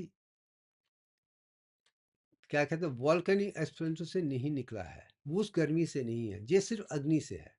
और अग्नि से सिर्फ अग्नि के साथ है इसलिए ग्रीन में दिखाया गया। मगर आप फ्लो चार्ट देख सकते हैं, वो चीज़ है जिसे मैं त्रिकुटा वैली भी कह सकता हूँ। वो कटरा से शुरू होके, त्रिकुटा माउंटेन से शुरू होके पहले वेस्ट की तरफ जाते हैं, फिर नीचे आती है, फिर ईस्ट की तरफ आके हिमाचल की तरफ जा रही है। ये जो थ्री टर्निंग जो है वो दिखाने, और इसमें एक खूबी है कि मैं वो खूबी आपको अगली पिक्चर में दिखाता हूँ। आप इसमें देखिए, जो डिवाइन स्ट्रीम है वो केप टेम्पल से शुरू होती है ऊपर से और नीचे आती हुई वेस्ट की तरफ चलती है, उसके बाद साउथ और फाइनली ईस्ट की डायरेक्शन में आ जाती है। मैं दिखा चुका हूँ। और जहाँ की टेम्परेचर समर में बाकी एरियो से कम रहती है और सर्दियों में बाकी ठंडे इलाके से जहाँ पे मौसम 5 डिग्री बेटर रहता है। ये खूबी इस जगह की है, पूरी स्ट्रीम की है। खास करके कटरा में तो ये बिल्कुल साफ है कि अक्टूबर नवंबर तक भी आप बिना कपड़े के भी, गर्म कपड़े के भी कर सकते हैं, क्योंकि वहाँ की जो सर्दी है ऊपर से चली जाती है, नीचे नहीं आती है। और समर में भी अंदर का मौसम ज़्यादा अच्छा है। यही पूरी चीज़ में दिखाने की ये कुदरत की देन है। यही चीज़ वहाँ की कंफर्टेबल है। ये चीज़ शायद आज तक किसी ने दुनिया के सामने पेश करने की, क्योंकि उन्होंने अनुभव ही नहीं किया था। शायद मैंने अनुभव बचपन में भी किया था और सेकंड इनिंग में भी वही किया था। वही मैं किताब से समझाने की कोशिश की थी। दोनों किताबें में मैंने 2008 में लिखा था, वही है। अब आ जाते हैं, अब वो कहानी मैं सोचा जो मैंने बचपन से वहाँ देखी थी, कि ये कहा जाता है कि वैष्णवी ने कन्याकुमारी में जन्म लिया था। वो राम को मिलने के लिए रामेश्वरम गई थी, उनसे शादी करना चाहती थी, मगर उन्होंने कहा कि मैं तो एक ही पत्नी से शादी करूंगा, वो सीता है, तुमसे शादी नहीं कर सकता हूँ। तुम जाके त्रिकुटा माउंटेन में जाओ, तपस्या करो, लोगों की मदद करो और कल की वेट तक इंतज़ार करो। तो माता वैष्णो देवी वहाँ पे आके त्रिकुटा माउंटेन में हैं और कल्कि का इंतज़ार कर रही हैं और मेरे जैसे भावुकों की सेवा कर रही हैं, मतलब हमारा मार्गदर्शन कर रही हैं, हमारा कल्याण कर रही हैं। और मैं भी जो भी दुनिया को दिव्यांग दे रहा हूँ, आज भी यही कहता हूँ, ये माता वैष्णो देवी और दुर्गा का ही वरदान है। शायद मैं ही अग्नि से भी अपने आप में अग्नि पैदा करके वो पा पाया हूँ, जिसलिए मैं यही कहता हूँ ये माता वैष्णो देवी की, ये लेजेंड वैष्णो की कहानी मैं सुना चुका हूँ। अब आगे चलते हैं। एक सवाल मेरे जिसमें हमेशा आता है कि मैं बचपन से ही दुर्गा मंत्र की पूजा करता हूँ, पाठ करता हूँ। वैसे सर्व मंगल मांगल्ये शिवे सर्वार्थ साधिके शरणाय त्र्यंबके गौरी नारायणी नमस्ते, इसका वर्णन मैंने उन किताबों में भी किया है।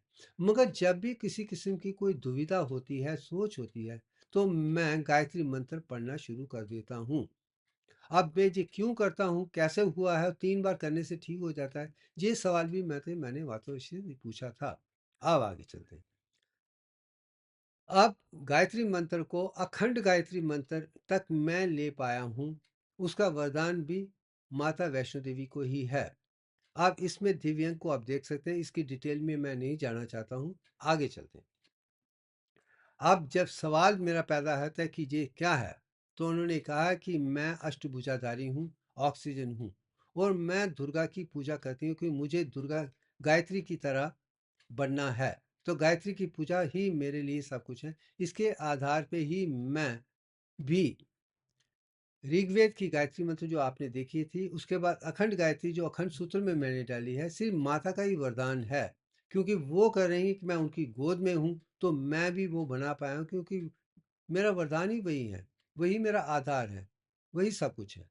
और यही चीज़ उसमें दिखाने की कोशिश की है। तो मेरा सवाल ये था, आप तो ठीक हैं, आपने मुझे करवा दिया, आप गायत्री की तरह हैं, आप मुझे बचा देती हैं, सब कुछ ठीक है। मगर क्या आपके जीवन में आप 8 भुजा से 10 भुजा तक बढ़ने चली हैं? जैसे पतंजलि अष्ट अष्ट स्टेजेस पे अखंडता है, अष्टभुजा क्या बोलते हैं, अष्टांग योग है। आप दशांग योग में, आप भी अष्टांग योग की तरह दशांग में जा रही हैं। तो क्या आप इसे वर्ण अपने जीवन में आपकी तपस्या कहीं नजर आती है? तो उसका भी वर्णन उन्होंने साफ किया है। हाँ, मेरी दुर्गा पूजा जो है साल में 2 बार होती है, चैत्र पूजा में होती है और दुर्गा की में है। 10 दिन का है। जो पहला दिन है शैलपुत्री है, वो मूलाधार के साथ जुड़ा हुआ है। जो दूसरे दिन की पूजा ब्रह्मचारिणी है, वो स्वादिष्ठान चक्रा के साथ जुड़ी हुई है। जो तीसरे दिन की चंद्रकांता हैं, वो नाभि चक्र के साथ जुड़ी हुई हैं। जो चौथे दिन है कुष्मंदा है, वो उषा चक्र के साथ जुड़ा हुआ है। जो स्कंद माता है, वो अनहता चक्र के साथ जुड़ी हुई है, वो 5वां दिन है। जो छठा दिन है, वो विशुद्धि चक्र के साथ जुड़ा हुआ है। जो 7वां है अग्नि चक्र, जब विशुद्धि के साथ जुड़ा है, जिसमें टाइम की कल्पना नहीं, एस्ट्रॉइड बेल्ट के साथ जुड़ा हुआ है। जो 8वां है महागौरी है, वो विज्ञान चक्र या हाइपोथैलेमस के साथ जुड़ा है। अब जो 9वां है वो प्रज्ञान चक्र है, पीनियल ग्लैंड जो थर्ड आई शिवा के साथ जुड़ा हुआ है। ये एक जीवन का सत्य है। जब 10वें आते हैं तो आप सहस्त्रार चक्र में आ जाते हैं, जहाँ पे आप संपूर्ण बन जाती हैं। ये चीज़ उसमें नजर आती है। जो 10 दिन की तपस्या यही दिखाते हैं कि वो कैसे मूलाधार से सहस्त्रार तक अंदर ही अंदर 10 में संपूर्ण हो रही है। 10 स्टेजेस हैं जो आप विष्णु के 10 रूप में भी देख रही हैं, इनके 10 रूप में भी देख रही हैं। वो 10 स्टेज डेवलपमेंट को समझाने की कोशिश, वही उनकी तपस्या है।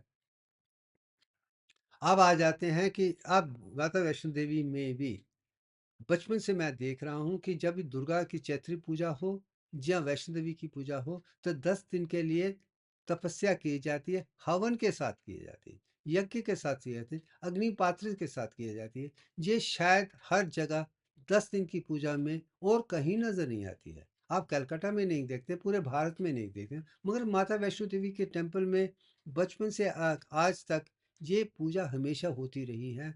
हमारे घर में भी होती रही है। ये जीवन का सत्य है कि उनका वो अष्टांग ऑक्सीजन इसके साथ जुड़ा हुआ है। ये कोइंसिडेंट नहीं है, ये जीवन का सत्य है कि हमारे वो जो पुजारी हैं, वो भी जानते हैं कि वो ऑक्सीजन से ही हैं। इसलिए वहाँ पे ये 10 दिन ये करना अनिवार्य है। अब आ जाते हैं, इसमें अग्नि को मैंने दिखा दिया है कि वो ऑक्सीजन है, इतना ही है। अब आगे मैं एक पिक्चर दिखाना चाहता हूँ कि अगर वो 10वें लेवल पर दे रही हैं, तो इसका मतलब पानी होना चाहिए, क्योंकि जो 10वां रूप है वो पानी का है, उसमें 10 प्रोटॉन्स हैं। अगर आप माता वैष्णो की गुफा की तरफ जी देख जाइए, तो ये गुफा के अंदर की पिक्चर है। जो लेफ्ट साइड पूजा देख रहे हैं वहाँ पे दुर्गा है, मगर जो अंदर से पहली तरफ से हम अंदर आते थे, वहाँ पे नीचे से माता वैष्णो देवी की जो 5 एंड हाइट स्टैचू है, उसमें से पानी निकल के आता है। मैं वही दिखाने की कोशिश कर रहा हूँ कि जहाँ पे कैसे माता वैष्णो देवी अग्नि से 2 हाइड्रोजन डालकर ऑक्सीजन बनकर संपूर्ण अमृत की तरह बन रही है। मैं वही दिखाने की कोशिश कर रहा हूँ। ये आधार कैसे ऑक्सीजन को 2 और हाइड्रोजन के साथ पानी के रूप में आप वहाँ पे भी देख रही हैं। ये जीवन का वो सत्य है जो स्पिरिचुअलिटी के साथ जुड़ा हुआ है, वो चीज़ आप देख रहे हैं।